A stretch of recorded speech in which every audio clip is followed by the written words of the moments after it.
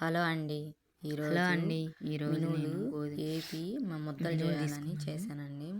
మినువులు, నువ్వులు, తైదులు, బియ్యము మొత్తం ఏవిచ్చాను. ఏపి అవన్నీ పొడి చేశానండి. పొడి చేసి పక్కన పెట్టుకొని ఒక 30 కేజీ బెల్లం పట్టిద్దండి. దాంట్లోకి 30 కేజీ బెల్లము, ఒక పావు కేజీ నెయ్యి పట్టిద్దండి. మొత్తం పోసి కలిపాను. కలిపి దాన్ని ముద్దలు చేశాను.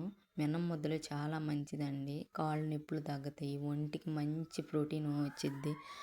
నువ్వులు ఎముకల్లో గుజ్జు పెరిగిద్ది, కాల్షియం పెరిగిద్ది. నువ్వులు తైదులు వచ్చేసి మనిషిలో వచ్చి నీరు పోయిద్ది.